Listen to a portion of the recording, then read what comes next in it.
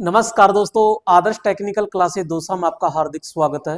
कैसे हो दोस्तों? आशा करता हूँ सभी ठीक होंगे, सभी मस्त मजे में भी होंगे और तैयारी करने में व्यस्त चल रहे होंगे। जी हाँ, सभी को राम राम दोस्तों। 2000 पर्सन जो आपके टॉप लेवल के हैं, उन सभी को हम स्टेप टू स्टेप करते आ रहे हैं और क्लास आपकी जो है वो 12 क्लास कंप्लीट हो चुकी है और ये 13 क्लास है। तो दोस्तों यहाँ पे ये सीरीज अपनी चल रही है 2000 टॉप पर्सनों की। ठीक है, आइए तो यहाँ पे एक एक प्रश्न को आराम से हम करते हैं।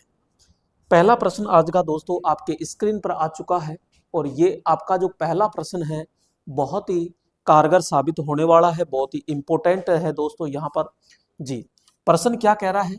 पहला प्रश्न कह रहा है कि कौन सा एक गैर पारंपरिक ऊर्जा स्रोत है।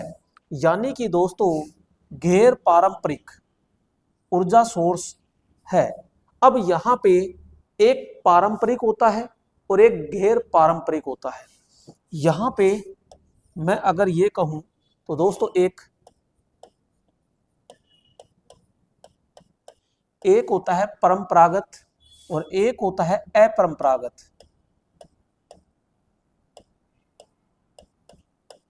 अपरंपरागत, ठीक है दोस्तों। यहाँ पे हम कहते हैं परंपरागत को ही दोस्तों पारंपरिक कहते हैं और एक होता है गैर परंपरागत। इसी को दोस्तों हम कहते हैं अनवीनीकरण। अनिवी या फिर ऐसे कह दो अनवीनीकरण। अनवीनीकरण, तो दोस्तों अनवीनीकरण और इसे कहते हैं हम नवीनीकरण। नवीनीकरण कहते हैं। क्लियर? यहाँ पे इसे कन्वेंशनल कहते हैं तो इसे अकन्वेंशनल के नॉन कन्वेंशनल कहते हैं। अब दोस्तों ये ऐसे सोर्स जो एक बार प्रयोग होते हैं और नष्ट हो जाते हैं उसे तो दोस्तों हम क्या कहते हैं? परंपरागत। केवल एक बार, यानी दोस्तों यहाँ पे हम कहेंगे एक बार उपयोग। तो दोस्तों ये एक बार उपयोग होंगे और ये दोस्तों बार बार उपयोग होंगे। ये दोस्तों यहाँ पे हम कहेंगे प्रदूषण। तो दोस्तों इनका प्रदूषण होता है और इनमें प्रदूषण नहीं होता है। ये दोस्तों सीमित मात्रा में होते हैं और ये असीमित मात्रा में होते हैं। अब उदाहरण के रूप में मैं कहूँ, जैसे पेट्रोल है, डीजल है, कैरोसिन है, कोलतार है, तो दोस्तों गैस है, कोयला है, वो कौन है दोस्तों? ये तो परंपरागत। और अपरंपरागत में कौन आएगा? तो यहाँ पे सीधा सा हम कहते हैं कि भैया अपरंपरागत के अंदर, यहाँ पे अपरंपरागत के अंदर दोस्तों यहाँ पे जैसे सूर्य होता है, पवन ऊर्जा होती है, ठीक है, बायोगैस होती है, ये दोस्तों गोबर गैस होती है, ये आपके नवीनीकरण के अंतर्गत आते हैं। इनसे कोई भी दोस्तों ऊर्जा प्रदूषण नहीं होता है, जबकि दोस्तों इनसे प्रदूषण होता है। अब दोस्तों ये कह रहा है गैर पारंपरिक, यानी कि दोस्तों नवीनीकरण। कौन सा हो गया? नवीनी। तो नवीनीकरण, अब नवीनीकरण में दोस्तों कौन कौन होता है? यहाँ पे हम कहेंगे क्या पवन होती है? जी हाँ। लेकिन इधर अगर मैं बात करूं पेट्रोलियम, प्राकृतिक गैस, डीजल, कोयला, तो दोस्तों ये तो किस में आ गए? अनवीनीकरण। किस में आ गए? अनवीनीकरण के अंतर्गत आ जाते हैं। जबकि राइट ऑप्शन हमारा क्या हो गया यहाँ पे? पवन।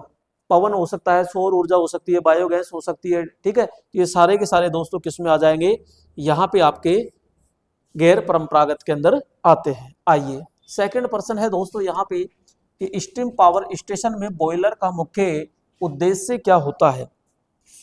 दोस्तों हम ये कहते हैं कि ये होता है बॉयलर, ठीक है।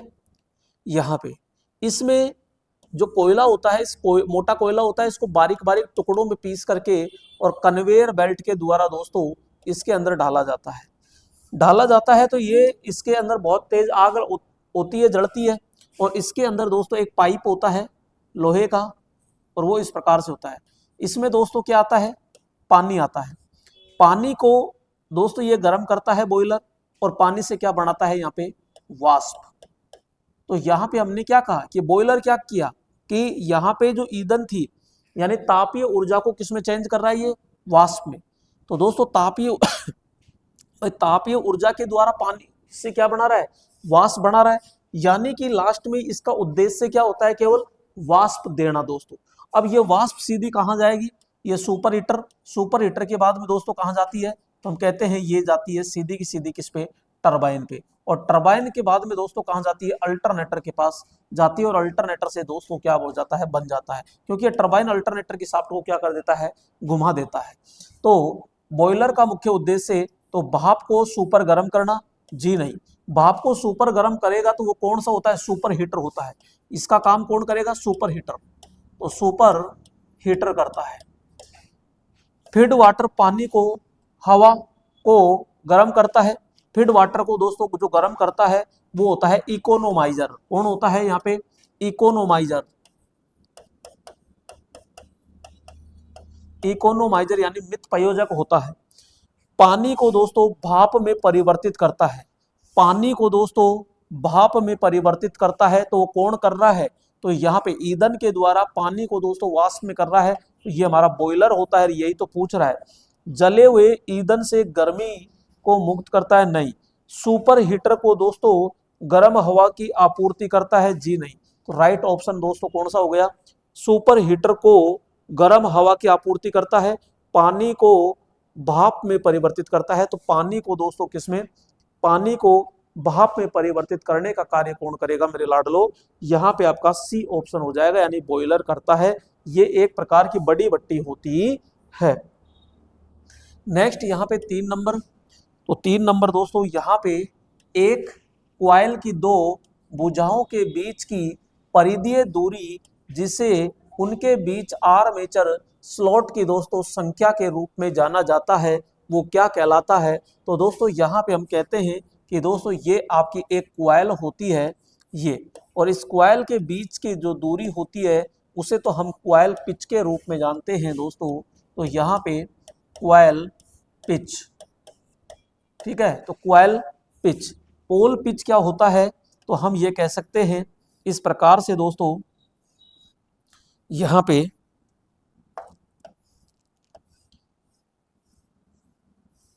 तो ये एक पोल और ये 2 पोल, तो इन 2 पोलों के बीच की दूरी दोस्तों क्या कहलाएगी, तो यहाँ पे वाई पी कहलाती है। तो पोल पिच ये होता है दोस्तों। यहाँ से यहाँ के बीच की जो दूरी होती है ये फ्रंट पिच कहलाती है दोस्तों। ये जो होती है ये आपके क्या कहलाएगी, तो मैं कहूँगा बैक पिच होती है। ये दोस्तों क्या है, तो ये आपके रिजल्ट पिच होती है। क्या होती है, रिजल्ट पिच होती है। यहाँ पे दोस्तों ये सिरे नीचे जुड़े होते हैं, ये तो हम कहेंगे कि ये जो सिरे जुड़े होते हैं, तो यहाँ पे दोस्तों इनके बीच की जो दूरी होती है ना ये, तो ये कम्यूटेटर पिच कहलाती है, वाई सी कहलाता है। क्लियर यहाँ पे। तो यहाँ पे दोस्तों ये क्या हो जाएगा, क्वाइल पिच होता है। तो यहाँ पे बैक पिच भी आ गया, ये फ्रंट पिच भी आ गया, या रिजल्ट पिच आ गया, बैक पिच आ गया, पोल पिच आ गया। सारे पिचों के बारे में हमने चर्चा कर ली है। क्लियर यहाँ पे दोस्तों, ठीक है। आइए नेक्स्ट यहाँ पे बात करते हैं 4 नंबर। और 4 नंबर क्या कह रहा है कि लाइन कंडक्टरों से तनाव को दूर करने के लिए एक पोल के शीर्ष से एक आसन्न पोल के शीर्ष तक स्थापित एक तान तार या गे तार को खालिस्तान कहा जाता है। भाई नॉर्मली हम कहते हैं कि दोस्तों एक पोल होता है ये, और ये अंतिम छोर पर होता है, और इसको गिरने से बचाने के लिए एक तान लगाई जाती है दोस्तों यहाँ पे, ठीक है। ये प्लेट होती है, यहाँ पे दोस्तों आपका क्या लगा होता है, इंसुलेटर होता है। तो इसे हम टेक तार कहते हैं दोस्तों। क्या कहते हैं, टेक तार कहते हैं, या स्टे वायर कहते हैं। क्या कहते हैं, स्टे वायर कहते हैं दोस्तों इसको।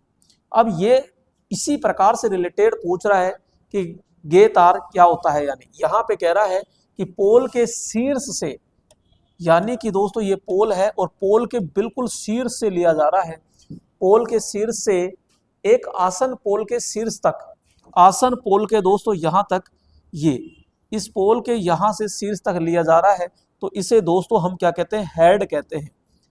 हेड क्या कहेंगे, हेड गेई के नाम से, गेई, तो गेई के नाम से दोस्तों इसे जाना जाता है, हेड गेई, क्या होगा, हेड गेई के नाम से जाना जाता है। दोस्तों यहाँ पे टर्मिनल गेई क्या होता है, टर्मिनल गेई होती है अंतिम लाइन जो होती है, और पोल के अंतिम जो लाइन होती है उस लाइन के तार को खींच कर रखना, टर्मिनल गेई होती है। लाइन गेई क्या होती है, केवल लाइन को सहारा प्रदान करने के लिए अंतिम पोल पर होता है, और स्टब गार्ड होता है, ये जमीन से टच न होकर किसी पोल के द्वारा दोस्तों क्या होता है, टच होता है। तो इस प्रकार से यहाँ पे गेड आ जाएगा।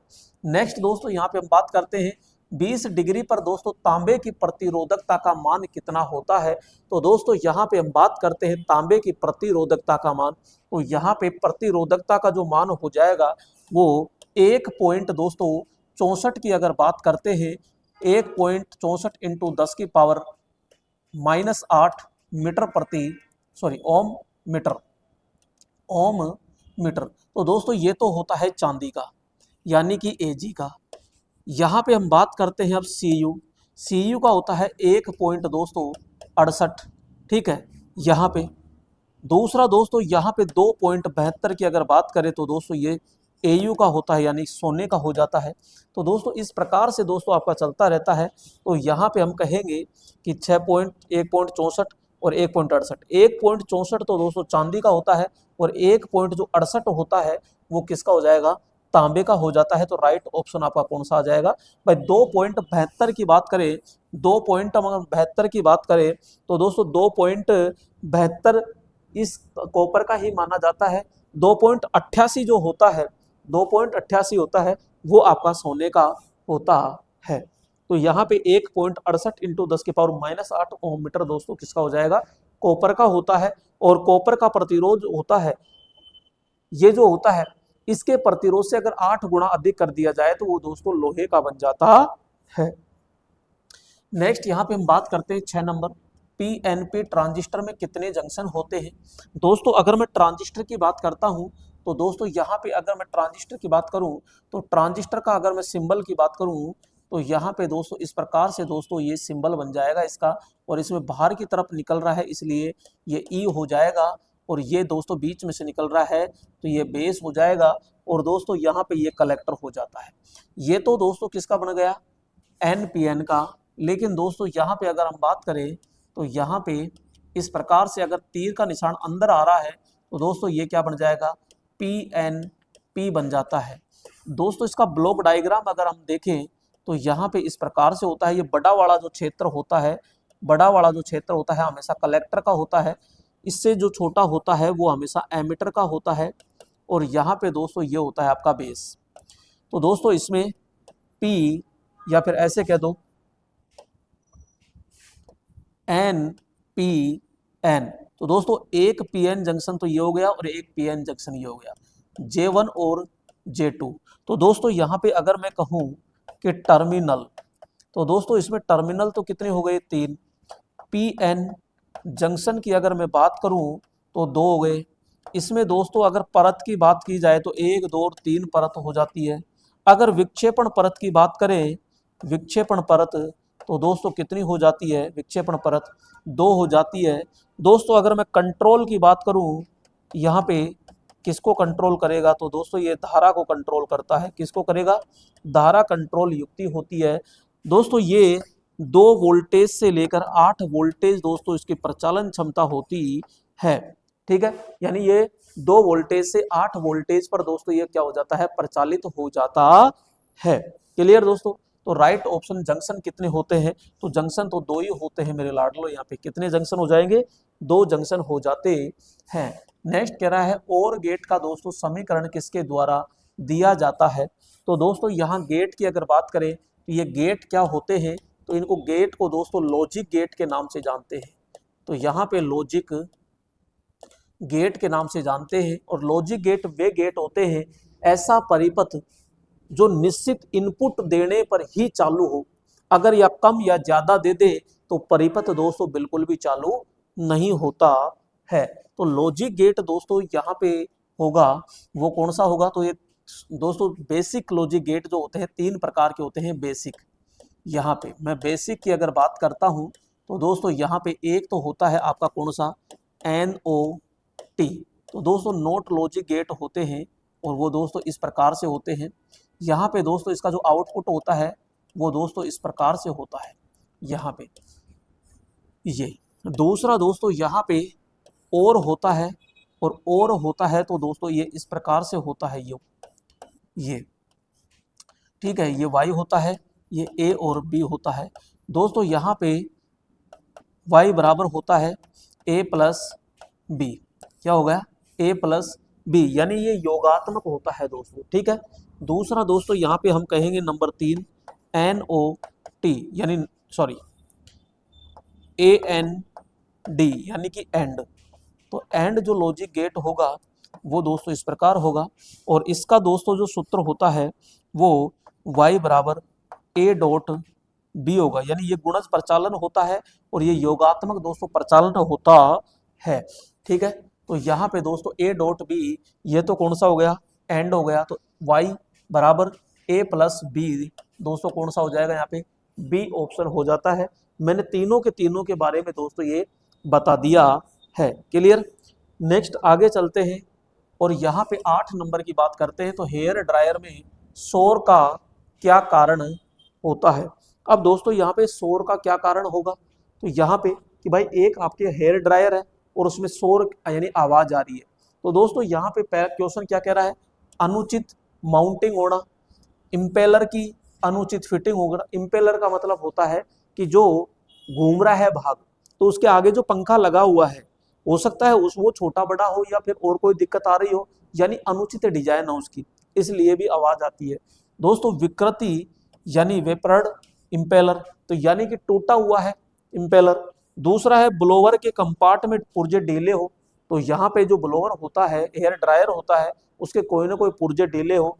तो दोस्तों ये भी ठीक है, ये भी ठीक है, ये भी ठीक है। और अनुचित माउंटिंग यानी कि उसकी जो फिटिंग है वो ठीक से नहीं होती है, तो भी दोस्तों होगी। तो विकल्पों में से दोस्तों क्या आ जाएगा, सभी आ जाएगा। हेयर ड्रायर के अंदर दोस्तों मोटर कौन सी लगी होती है, हेयर ड्रायर के अंदर दोस्तों मोटर कौन सी लगी होती है, तो हेयर ड्रायर के अंदर ध्यान रखना दोस्तों मोटर जो होती है वो आपकी शेडेड पोल मोटर भी होती है। यहाँ पे शेडेड पोल मोटर भी होती है। दूसरा दोस्तों इसमें यूनिवर्सल मोटर भी दोस्तों होती है।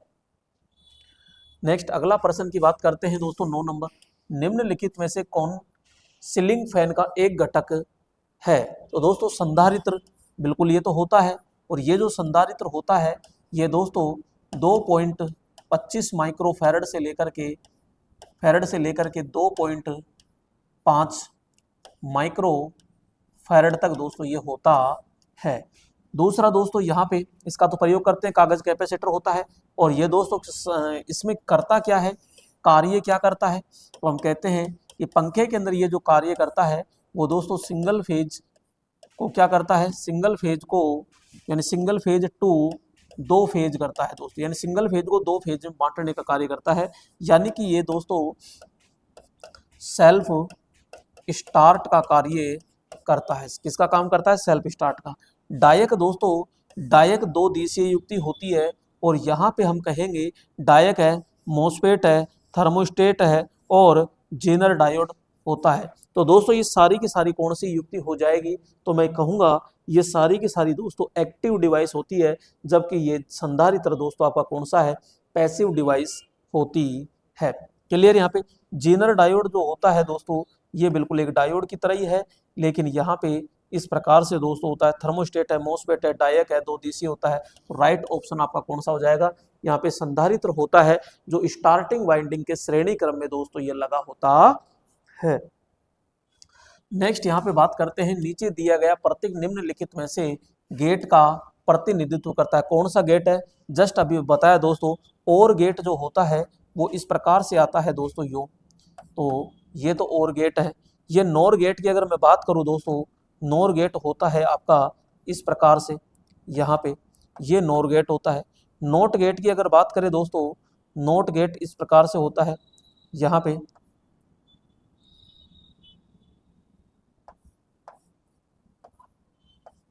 ये नोट गेट है। और नंद गेट की दोस्तों बात करें तो यहाँ पे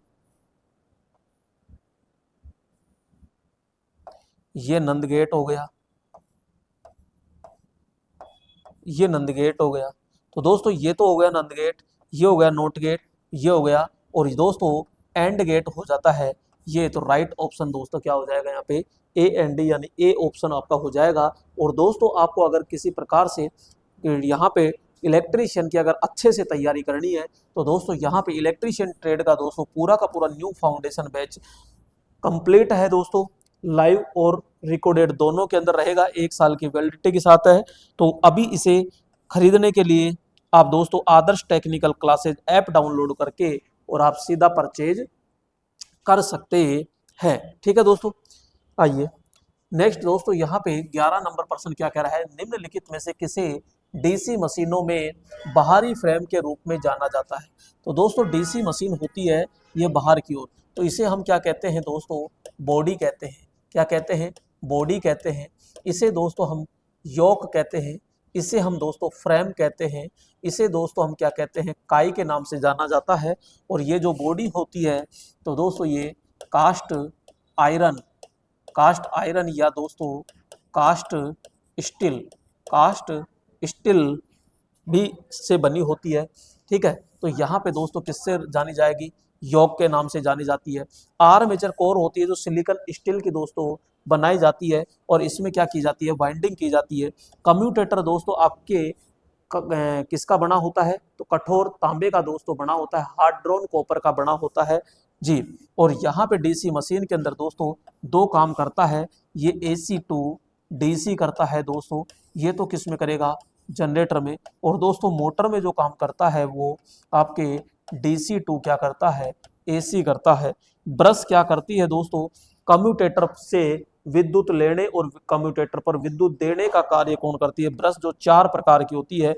और साफ्ट के ऊपर दोस्तों कम्यूटेटर और आर्मेचर दोनों स्थापित होते हैं। तो राइट ऑप्शन आपका कौन सा हो जाएगा, यहाँ पे ए ऑप्शन होता है। नेक्स्ट हम बात करते हैं दोस्तों ब्रश के, ये 12 नंबर। तो दोस्तों यहाँ पे BIS 4718/1975 के अनुसार दोस्तों बाइंडिंग के प्रकार को पहचाने। तो दोस्तों यहाँ पे एक वाइंडिंग होती है इस प्रकार से, जिसको दोस्तों यहाँ पे हम कहते हैं, एक है दोस्तों यहाँ पे मैं कहूँगा आर्मेचर वाइंडिंग। तो दोस्तों यहाँ पे ये सारी वाइंडिंग लिख रहा हूँ मैं, तो आर्मेचर वाइंडिंग जिसको A1 और A2 से जानते हैं दोस्तों, यहाँ पर हम कहेंगे आर्मेचर वाइंडिंग हो गई। एक दोस्तों यहाँ पे सीरीज, कौन सी सीरीज वाइंडिंग होती है, तो यहाँ पे दोस्तों ये सीरीज फील्ड, ठीक है, तो सीरीज फील्ड वाइंडिंग दोस्तों होगी जो D1 और D2 के द्वारा जानी जाती है।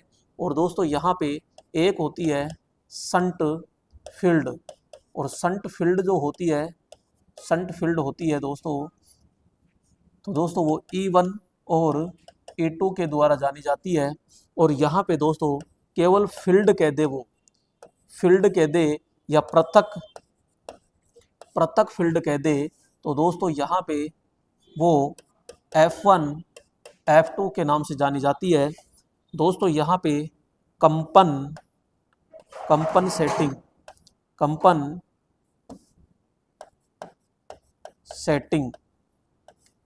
सेटिंग क्वाइल होती है दोस्तों, यहाँ पे कंपन सेटिंग। और एक दोस्तों होती है, ये तो C1 और C2, और एक होती है इंटरपोल वाइंडिंग, इंटरपोल वाइंडिंग दोस्तों, तो ये आपकी B1 और B2 के द्वारा दोस्तों जानी जाती है। तो यहाँ पे ABCDEF, तो दोस्तों इसमें ये 2 प्रकार की होती है, ये फिर ये दोनों तो दोस्तों आपकी पतले तार की होती है, यहाँ पे पतले तार की होती है। और बाकी दोस्तों सारी की सारी जो होती है ABCD, ये मोटे तार और कम लपेट के दोस्तों बनाई जाती है। तो यहाँ पे E1 और E2 है, तो दोस्तों यहाँ पे E1 और E2 है, तो कौन सी हो जाएगी, तो संट फील्ड हो जाएगी। 2 टर्मिनलों के साथ आर्मेचर वाइंडिंग, पृथक कार्य यानी कंपनसेटिंग वाइंडिंग। तो दोस्तों कंपनसेटिंग तो ये हो गई, टर्मिनल यानी संट उत्तेजित वाइंडिंग, तो संट उत्तेजित वाइंडिंग ही होती है दोस्तों कम्यूटेटिंग वाइंडिंग। कम्यूटेटिंग वाइंडिंग ही दोस्तों ये कौन सी है, कम्यूटेटिंग कम्यूटेटिंग वाइंडिंग। और यहाँ पे श्रृंखला उत्तेजित वाइंडिंग, तो श्रृंखला के साथ तो दोस्तों यहाँ पे सीरीज वाइंडिंग हो जाती है। नेक्स्ट अगला प्रश्न आता है दोस्तों यहाँ पे 13 नंबर। नीचे दिए गए चित्र में जनरेटर का प्रकार देखिएगा दोस्तों, आर्मेचर के साथ में श्रेणी क्रम है। यहाँ पे हम सीधा सा ये कहेंगे कि देखो श्रेणी क्रम जब दिया गया है तो दोस्तों यहाँ पे आर्मेचर और आर्मेचर के साथ ये श्रेणी क्रम दोस्तों सीधा सीधा ये दे दिया, सॉरी लोड लगाएंगे ना, जनरेटर है ये, तो दोस्तों ये तो श्रेणी हो गया। एक दोस्तों आपसे पूछा जा सकता है संट, तो संट के रूप में तो दोस्तों यहाँ पे ये वाइंडिंग लगेगी ये, और यहाँ पे दोस्तों क्या लगाएंगे, लोड, तो ये आर्मेचर, तो ये संट हो गया। अब दोस्तों यहाँ पे कंपाउंड की बात करते हैं तो यहाँ पे डिफरेंशियल, तो दोस्तों डिफरेंशियल जो कंपाउंड होता है ना वो दोस्तों यहाँ पे जो वाइंडिंग की जाती है ये तो संट हो गई, और दोस्तों इसमें सीरीज जो होती है वो उल्टी होती है, और आर्मेचर के श्रेणी क्रम में दोस्तों इस प्रकार से जोड़ते हैं, और यहाँ पे होता है लोड। तो ये तो डिफरेंशियल हो गया, और यहाँ पे मैं कहूँगा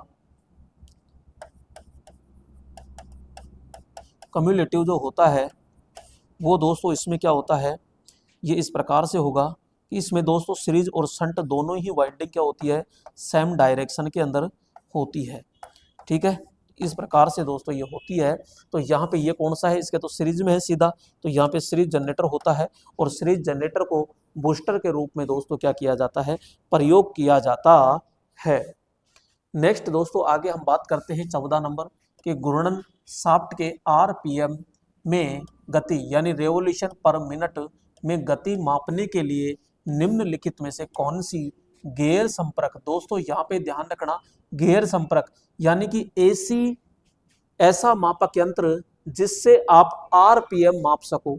तो दोस्तों आरपीएम तो हम मोटरों के मापते हैं, और मोटरों के माप करने के लिए एक टैकोमीटर होता है दोस्तों, तो लेकिन टैकोमीटर को टैकोमीटर को तो जो मोटर की शाफ्ट होती है उसके दोस्तों ऐसे टच करते हैं, और उस टैकोमीटर के अंदर की जो गिरारी है वो घूमती है दोस्तों, और फिर उसमें रीडिंग करते हैं। और ये कह रहा है कि बिना टच किए यानी बिना स्पर्श, ये क्या कह रहा है, बिना स्पर्श। तो दोस्तों ये बिना स्पर्श के है, यहाँ पे बिना स्पर्श के दोस्तों ये होता है, और बिना स्पर्श के जो होता है वो दोस्तों स्ट्रेबोस्कोप प्रभाव कहलाता है। यहाँ पे स्ट्रेबोस्कोप विधि होती है, इसके द्वारा दोस्तों सेंसर के द्वारा डायरेक्ट माप लिया जाता है। तो वो दोस्तों सामने एक क्या होती है, मोटर के दोस्तों जो शाफ्ट होती है ना, इसके ऊपर एक रेडियम लगा दिया जाता है, और ये चक्कर काटता है रेडियम, ये चमकता है, ये रोशनी फेंकता है आगे, तो दोस्तों उस रेडियम के कारण ये दोस्तों माप लेता है बिना स्पर्श किए। तो ये होता है स्ट्रेबोस्कोप प्रभाव। टैकोमीटर होता है लेकिन ये स्पर्श करके मापता है दोस्तों, ये स्पर्श करता है। ठीक है, रेवोल्यूशन काउंटर हो गया, या तो रेवोल्यूशन काउंटर या टैकोमीटर, नहीं, यहाँ पे ओनली फॉर, ये आपका सी ऑप्शन क्या हो जाएगा दोस्तों, राइट होगा।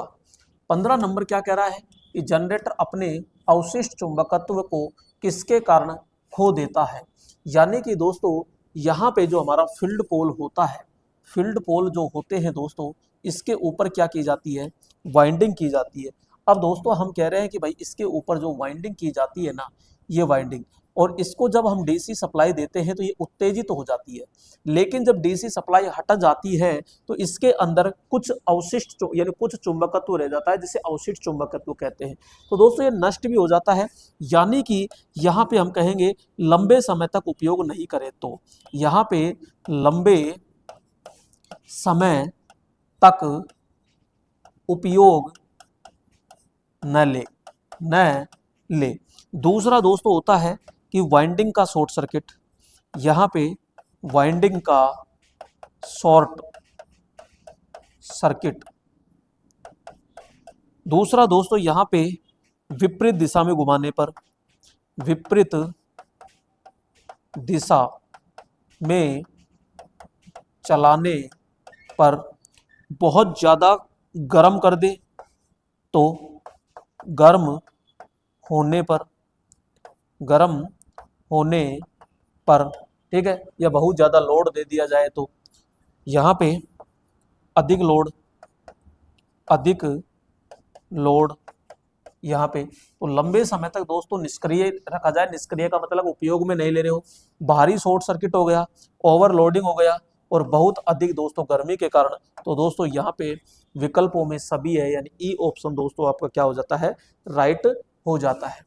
नेक्स्ट 16 नंबर क्या कह रहा है, तो दोस्तों 16 नंबर कह रहा है कि एक प्रोनी ब्रेक आर्म 0.5 मीटर लंबा है और ब्रेक पर दोस्तों विंग नट्स को मोटर पुली पर कस दिया जाता है, जिससे दोस्तों यहाँ पे 980 न्यूटन का दोस्तों बल उत्पन्न होता है और मोटर द्वारा विकसित किया गया दोस्तों टॉर्क ज्ञात कीजिए। हमको पता है दोस्तों टॉर्क बराबर क्या होता है, F इंटू दोस्तों R होता है यहाँ पे, ठीक है।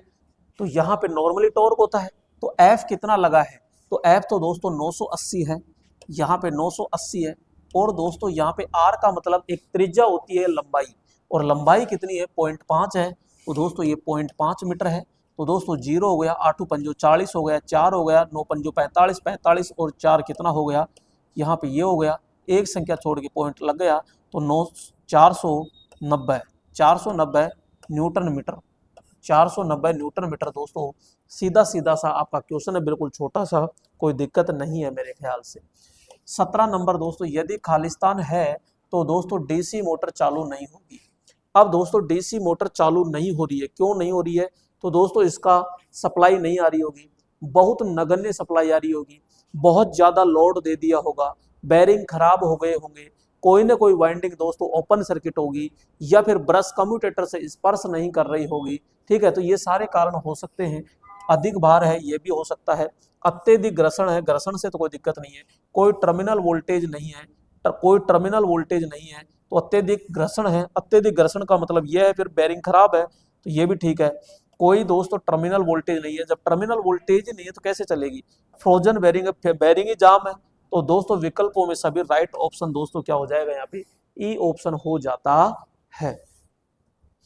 नेक्स्ट दोस्तों यहाँ पे बात करते हैं 18 नंबर, जॉगिंग या इंचिंग कंट्रोलिंग को खालिस्तान में शामिल किया जाता है। दोस्तों ये जॉगिंग क्या का मतलब होता है कि जो मोटर होती है उस मोटर को, यानी मोटर को किसी परिपथ पर दोस्तों क्या किया जाता है, धीरे धीरे दोस्तों चलाया जाता है। तो जिस परिपथ पर धीरे धीरे चलाया जाता है उसको दोस्तों हम जॉगिंग परिपथ कहते हैं, और जॉगिंग को ही इंचिंग परिपथ के नाम से जानते हैं। लेथ मशीन, तो दोस्तों लेथ मशीन पे भी धीरे धीरे आगे पीछे किया जाता है क्योंकि उस पर अनेक संक्रियाएं की जाती है। मिलिंग मशीन इस पे भी करते हैं, ग्राइंडिंग इस पे भी करते हैं, कागज काटने की मशीन। तो दोस्तों विकल्पों में दोस्तों ये सभी है। इन पे दोस्तों कई सारे ऐसे काम होते हैं जिनको बार बार आगे पीछे करके और काम में लिया जाता है। नेक्स्ट दोस्तों 19 नंबर है कि BIS के अनुसार इस प्रतीक या सिंबल को दोस्तों पहचानिए। दोस्तों यहाँ पे जो हमारा सिंबल होता है, यानी कि इस प्रकार का दोस्तों जो होता है, ये तो दोस्तों वन वे है, ये तो दोस्तों वन वे है। लेकिन दोस्तों अगर यूं लगा, सॉरी, यहाँ पे ये इस प्रकार से है और इसमें दोस्तों यूं लगा देते हैं ये, तो ये हो जाता है आइसोलेटर। क्या हो जाता है दोस्तों, यहाँ पे आइसोलेटर हो जाता है। तो ये ऐसे ही तो है दोस्तों, ये ऐसे ही तो है और यहाँ पे ये हो गया। तो दोस्तों अगर यहाँ लग रहा है ना ये, तो ये आइसोलेटर है। अगर यहाँ पे अगर फ्यूज और लगा दे दोस्तों, यहाँ पे ये दोस्तों अगर फ्यूज लगा दे तो ये विथ आइसोलेटर स्विच हो, sorry with isolator, sorry with fuse isolator हो जाता है। थर्मोस्टेट हो गया, आइसोलेटर हो गया, प्लग सॉकेट हो गया, स्टार डेल्टा स्टार्टर हो गया, फ्यूज। तो फ्यूज को तो दोस्तों ये हो गया, या फिर दोस्तों ऐसे कह सकते हो फ्यूज का ये हो गया, ठीक है। स्टार डेल्टा दोस्तों ये हो गया, ठीक है। प्लग और सॉकेट का दोस्तों यहाँ पे हो जाता है, यानी कि इस प्रकार से दोस्तों ये हो जाता है, यो प्लग सॉकेट का, आइसोलेटर का दोस्तों ये हो गया। तो राइट ऑप्शन आपका कौन सा हो जाता है, बी ऑप्शन हो जाता है। नेक्स्ट दोस्तों 20 नंबर की स्लिप रिंग मोटर के बारे में निम्नलिखित में से कौन सा कथन सत्य है। इसकी दोस्तों स्टार्टिंग करंट बहुत अधिक होती है। भैया स्टार्टिंग करंट बहुत अधिक, स्टार्टिंग करंट बहुत अधिक तो नहीं होती, स्टार्टिंग टॉर्क बहुत अधिक होता है इसका। इसका स्टार्टिंग टॉर्क बहुत कम होता है, कम नहीं भैया, अधिक होता है इसका। तो इसका तो क्या होगा, तो हम कहेंगे अधिक होता है इसका। तो इसके लिए दोस्तों रोटर प्रतिरोध स्टार्टर की आवश्यकता होती है, बिल्कुल सही बात है ये। क्योंकि यहाँ पे जो मोटर होती है, मोटर का रोटर होता है, रोटर से दोस्तों वाइंडिंग होती है जो स्टार में होती है, क्योंकि इसमें होता क्या है कि ये शाफ्ट होती है और शाफ्ट पर दोस्तों ये हमारा रोटर होता है, इसमें वाइंडिंग होती है और ये स्टार के अंदर दोस्तों होती है। और यहाँ पे कितनी स्लिप रिंग होती है, ये 3 स्लिप रिंग होती है और यहाँ पर ये 3 फेज रियोस्टेट दोस्तों लगाया जाता है ये, और इसका कनेक्शन किया जाता है दोस्तों इस प्रकार से, और यहाँ पे ये रोटरी स्विच के द्वारा घुमाया जाता है और इसे ही दोस्तों हम क्या कहते हैं, यहाँ पे रोटर प्रतिरोध स्टार्टर कहते हैं। तो राइट ऑप्शन आपका सी हो जाएगा। इसे रखरखाव की आवश्यकता नहीं होती, ज्यादा होती है उल्टी, और यह रोटर को बार का इस्तेमाल, इसमें बार या बार का मतलब है दोस्तों यहाँ पे छड़। तो दोस्तों ये क्या है, छड़, इसमें छड़ प्रयोग नहीं करते, पिंजरा प्रेरण में करते हैं छड़ तो हम प्रयोग, ठीक है। तो राइट ऑप्शन आपका क्या हो जाएगा, सी ऑप्शन। 21 नंबर है, स्क्वायरल केज मोटर के बारे में निम्नलिखित में से कौन सा कथन गलत है। कौन सा कथन गलत है, किसके बारे में, स्क्वायरल केज यानी पिंजरा प्रेरण मोटर में इसकी स्टार्टिंग करंट उच्च होती है। बिल्कुल जी हाँ, उच्च होती है, लगभग 5 से 7 गुना होती है दोस्तों। इसे DOL स्टार्टर द्वारा चलाया जाता है, बिल्कुल चलाया जाता है, यानी 5 HP तक दोस्तों मोटरों को चलाया जाता है। इसकी स्टार्टिंग टॉर्क उच्च होती है, जी नहीं, इसकी स्टार्टिंग टॉर्क दोस्तों क्या होती है, निम्न होती है। यहाँ पे निम्न टॉर्क होता है, ये बात गलत है। इसमें स्लिप रिंग नहीं होती, बिल्कुल सही बात है, इसमें स्लिप रिंग बिल्कुल भी नहीं होती है। विकल्पों में से कोई नहीं, नहीं भाई ये राइट ऑप्शन हो जाएगा, यानी इसमें स्टार्टिंग टॉर्क उच्च होता है, ये बात कह रहा है ये, तो ये गलत है, निम्न स्टार्टिंग टॉर्क होता है इसका। 20 नंबर है दोस्तों, सैलिएंट पोल खालिस्तान प्रकार के दोस्तों अल्टरनेटर की पहचान किसके द्वारा की जाती है। तो दोस्तों यहाँ पे अपन कहते हैं सैलिएंट पोल जो होता है, इसमें दोस्तों यहाँ पे हम कहते हैं कि भाई इसके अंदर दोस्तों इस प्रकार से होता है ये। तो दोस्तों इसका व्यास जो होता है, व्यास दोस्तों क्या होता है, अधिक होता है, व्यास दोस्तों इसका अधिक होता है, और इसकी जो लंबाई होती है, लंबाई जो होती है वो दोस्तों निम्न होती है, निम्न। P4 पोल की संख्या दोस्तों 6 से क्या होती है, 40। इसकी गति जो होती है वो 150 से दोस्तों 1000 RPM होती है। इसका दोस्तों हम कहेंगे ये बैलेंस होता है, वो बैलेंस भी दोस्तों खराब होता है। और आवाज की बात करते हैं तो दोस्तों आवाज क्या करता है, ये अधिक करता है। वोल्टेज दोस्तों क्या करता है, ये निम्न पैदा करता है। तो लंबी अक्षीय लंबाई है, जी नहीं। संचालन की गति दोस्तों निम्न है, संचालन की गति निम्न है, बिल्कुल सही बात है। अधिक छोटा व्यास है, छोटा व्यास नहीं है, ये बात गलत है, बड़ा है। संचालन की गति दोस्तों मध्यम है, संचालन गति या तो निम्न या मध्यम नहीं, ओनली फॉर क्या होती है दोस्तों, निम्न होती है। तो हमने कहा गति क्या है, 150 से यहाँ पे 1000 RPM है, जबकि दोस्तों दूसरा होता है बेलनाकार, उसकी 1500 से लेकर 3000 होती है। नेक्स्ट दोस्तों यहाँ पे 2 अल्टरनेटर को एक सर्किट में समांतर में जोड़ा जाना चाहिए। दोस्तों समांतर क्रम यानी तुल्यकालीकरण कब किया जाता है। नॉर्मल हम ये कह रहे हैं कि भाई एक अल्टरनेटर दोस्तों ये विद्युत सप्लाई दे रहा है, और मैं कह रहा हूं कि ये विद्युत सप्लाई इस बिल्ड यहाँ पे दे रहा है, और दोस्तों यहाँ पे ये 15 किलोवाट का है, सपोज कीजिए ये लोड दे रहा है 15 किलोवाट, लेकिन सामने वाले की डिमांड है दोस्तों 25 किलोवाट। तो मैं क्या कहूंगा, यहाँ पे भैया एक और लगाओ, अब एक और लगाना पड़ेगा तो समांतर क्रम में जोड़ना पड़ेगा ना। तो यहाँ पे हम कहेंगे जो डिमांड लोड है वो दोस्तों क्या है, अधिक होने पर समांतर क्रम में जोड़ा जाता है। यानी कि जो लोड सर्किट की पावर डिमांड है वो सिंगल अल्टरनेटर के पावर आउटपुट से ज्यादा है, ये बात तो बिल्कुल सही है भाई। वो कह रहा है कि यानी पावर जो डिमांड है ना, वो लोड सर्किट की पावर डिमांड है, वो दोस्तों यहाँ पे पावर आउटपुट से ज्यादा है, यानी इस अल्टरनेटर से ज्यादा है। तो ये 15 का है तो इसकी 25 है, तो इसके पार नहीं पड़ेगी, नहीं पड़ेगी तो एक पड़ोसी को और बुलाएगा वो। लोड सर्किट की पावर डिमांड सिंगल अल्टरनेटर के पावर आउटपुट से कम, अरे कम का लिए कैसे जोड़ेगा, और लोड सर्किट की पावर डिमांड सिंगल अल्टरनेटर के बराबर है, बराबर में क्यों जोड़ेगा, जब एक ही दे देगा वो। सिंगल अल्टरनेटर की इनपुट फ्रीक्वेंसी से दोस्तों कोई मतलब नहीं है, और समय से भी कोई मतलब नहीं है। तो राइट ऑप्शन दोस्तों कौन सा हो जाएगा, ए ऑप्शन हो जाता है। 22 नंबर क्वेश्चन क्या कह रहा है, BIS 3043 1966 के अनुसार अल्टरनेटर के न्यूट्रल को दोस्तों अर्थिंग के लिए निम्नलिखित में से किस विधि की दोस्तों सिफारिश की गई है, किस विधि की दोस्तों सिफारिश की गई है। यानी कि दोस्तों न्यूट्रल को अर्थिंग करने के लिए अब दोस्तों न्यूट्रल को अर्थिंग करते हैं तो यहाँ पे हम कहते हैं कि ये जो दोस्तों क्या है कि यहाँ पे ये न्यूट्रल है, ये एन है, और इस एन को दोस्तों आपको करना क्या है, इस एन को दोस्तों आपको क्या करना है, यहाँ पे दोस्तों ग्राउंडिंग करनी है। तो ग्राउंडिंग करनी है तो ग्राउंडिंग के लिए दोस्तों ठोस विधि का प्रयोग करते हैं। एक दोस्तों अर्थिंग प्रतिरोध भी होता है, प्रतिघात भी होता है, और आर्क संप्रेषण कॉइल होती है। तो दोस्तों विकल्पों में से सभी हो जाएगा।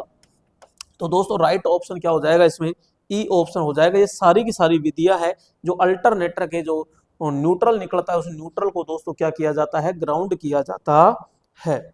नेक्स्ट दोस्तों यहाँ पे हम बात करते हैं DOL स्टार्टर को केवल खालिस्तान तक स्क्वायरल केज इंडक्शन मोटर तक दोस्तों प्रयोग किया जाता है। एक होता है दोस्तों यहाँ पे DOL। तो दोस्तों ये 5 HP तक की दोस्तों जो पिंजरा मोटर होती है, पिंजरा मोटर के लिए दोस्तों प्रयोग किया जाता है तक। दूसरा दोस्तों यहाँ पे आता है स्टार डेल्टा स्टार्टर। तो दोस्तों 5 से लेकर के 20 HP तक की दोस्तों जो पिंजरा मोटर होती है उसके लिए दोस्तों प्रयोग किया जाता है। तीसरा होता है दोस्तों यहाँ पे ऑटो ट्रांसफॉर्मर स्टार्टर, जो दोस्तों होता है 20 से लेकर के 25 HP तक दोस्तों पिंजरा दोस्तों मोटर के लिए होता है। नेक्स्ट चौथा होता है दोस्तों यहाँ पे आपके रोटर प्रतिरोध, रोटर प्रतिरोध होता है या स्लिप रिंग आप कह सकते हो। ये दोस्तों 25 HP से दोस्तों अधिक की जो मोटर होती है कौन सी, स्लिप रिंग। तो यहाँ पे दोस्तों स्लिप रिंग मोटर के दोस्तों प्रयोग किया जाता है। तो हम कहेंगे DOL होता है वो दोस्तों 5 HP तक प्रयोग हम करते हैं। ठीक है। नेक्स्ट दोस्तों यहाँ पे चॉइस नंबर क्या कह रहा है, 1 किलोवाट खालिस्तान HP के बराबर है।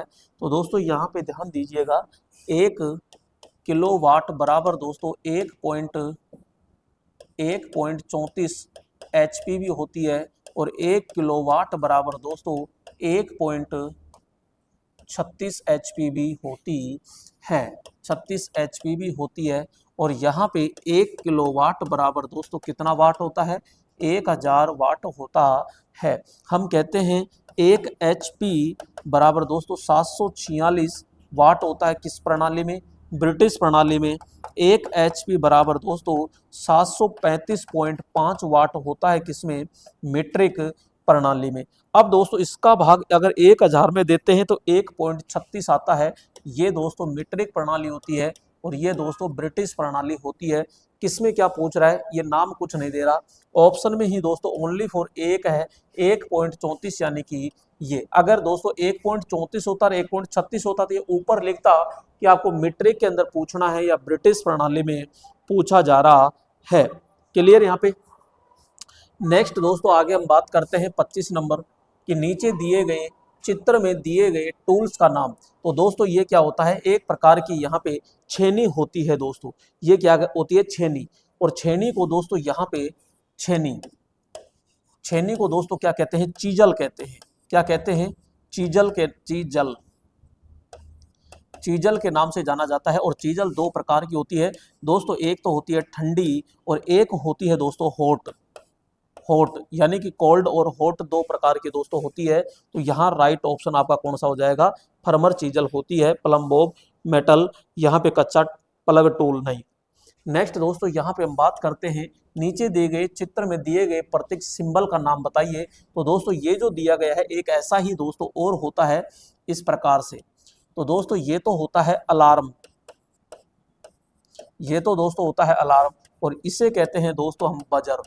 ठीक है। आउटलेट सॉकेट का दोस्तों जो होता है वो दोस्तों इस प्रकार से होता है, और सर्किट ब्रेकर का दोस्तों इस प्रकार से होता है यो। ठीक है। दो तरफा का जो होता है दोस्तों यहाँ पे इस प्रकार से होता है, ये दो तरफा स्विच हो गया। बजर का दोस्तों ये ऑलरेडी है ही, और लैंप का दोस्तों होता है, तो लैंप का दोस्तों ये है। तो राइट ऑप्शन दोस्तों ये क्या हो जाएगा आपका, ये बजर हो जाएगा दोस्तों, ये बजर है। ठीक है। नेक्स्ट दोस्तों यहाँ पे बात करते हैं घटक का नाम बताइए। दोस्तों इसमें 3 टांग है तो सीधा सीधा ट्रांजिस्टर हो जाता है। संधारित्र का दोस्तों यहाँ पे ये होता है थर्मिस्टर, ये दोस्तों क्या होता है, ये थर्मिस्टर होता है, और थर्मिस्टर एक प्रकार का दोस्तों क्या होता है, प्रतिरोध होता है। तो ये दोस्तों इस प्रकार का हो जाएगा। इलेक्ट्रोलाइटिक संधारित्र होता है और एक प्रेरक होता है। तो दोस्तों प्रेरक का दोस्तों ये हो जाता है। क्लियर। यहाँ पे आगे चलते हैं दोस्तों, इसमें नेक्स्ट 28 नंबर की 500 वाट लैंप द्वारा 4 घंटे के लिए खपत की गई विद्युत ऊर्जा की गणना कीजिए। तो दोस्तों यहाँ पे वाट इंटू दोस्तों समय होता है और बटे में दोस्तों 1000 का भाग देते हो तो सीधा kWh के अंदर दोस्तों क्या आ जाती है, रीडिंग आ जाती है। तो वाट कितना है दोस्तों, 500 वाट है, समय कितना है 4 घंटे, और दोस्तों सीधा सीधा 1000 है।